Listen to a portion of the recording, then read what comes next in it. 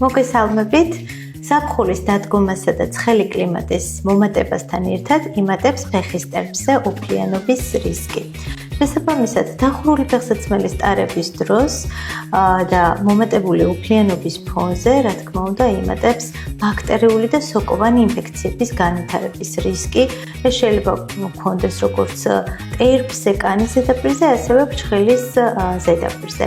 ჩივილები და დაზიანება კანზე შეიძლება გამოხატული იყოს სხვადასხვა სახით, როგორიც არის აქერცვა, ჰიპერემია, ანუ სიწითლე, ქავილის შეგრძნება, წვრილგუშტოკოვანი გამონაყარი.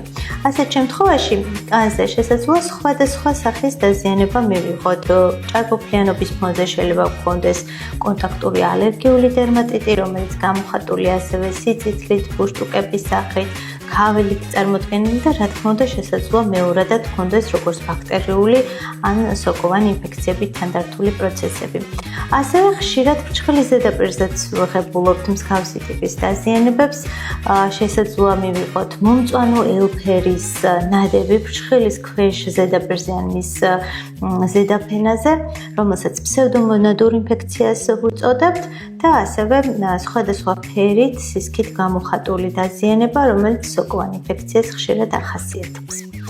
ასე რომ, როდესაც შენიშნავთ რაიმე მსუბუქ, თუნდაც მცირე დაზიანებას კანის ზედაპირზე ან ფრჩხილის ზედაპირზე, სჯობს დროულად მიმართოთ ექიმს, რათა შემდგომ არ გართულდეს და არ მივიღოთ რთული შემთხვევები, რაც შემდგომ სჭირდება ხანგრძლივი